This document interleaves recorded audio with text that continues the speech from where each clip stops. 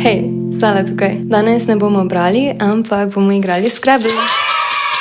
Ker so vsi na morju in nimam soigralca, bo moj izzivalec svež izid žametne beletrine na odprtem. Ta lirični roman Caleba Azume Nelsona bom poskušala predstaviti v par ključnih besedah in vas prepričati, da ga preberete tudi sami. Zanimivost romana je, da je pisan v drugi osebi, kot da glavni junak nagovarja samega sebe. Glavna lika tudi nimata imen, on je on oziroma ti, ona pa je ona in zdi se mi, da to tudi dobro prikaže, kako pomembna sta drug drugemu v življenju in da sta na čase edina, ki obstajata v celem vesolju. Prijateljstvo.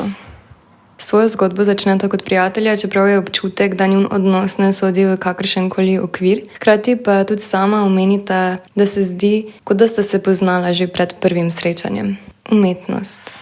Hej, na tej točki bi rada opozorila, da ne, do konca ne ugotovim, da tu manjka v, ampak se imam fajn, kar je mogoče celo več vredno od pravilnega črkovanja.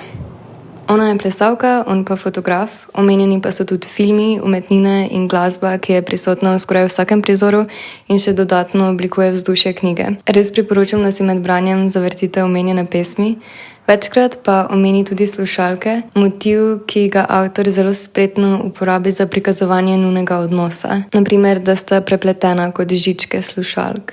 Dogajanje je postavljeno v London, ki deluje skoraj že kot sam svoj živ lik. Ne nujno na pozitiven način, je pa knjiga vsekakor ugodna vozovnica, ker se med branjem zdi, kot da si tam. Kot temnopolta posameznika v Londonu vsekakor ne ubežita rasizmu, ki na eni točki prevzame velik del pozornosti knjige in tudi nam, ne temnopoltim ljudem, dal pogled v našo diskriminatorno družbo iz druge perspektive in nam da priložnost, da sami razmišljamo, kako vplivamo na ljudi okoli sebe. Jok je velik del te knjige.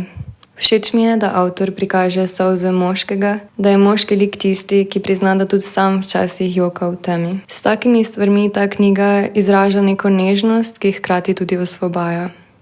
Toplina.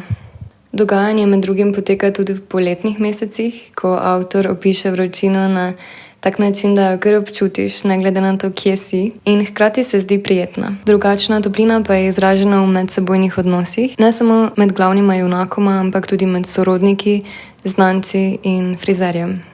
Izguba je zadnja beseda, ki sem jo izbrala. Zakaj, pa boste ugotovili, ko sami preberete knjigo. Hvala, da ste gledali mojo samotno igro Scrabble.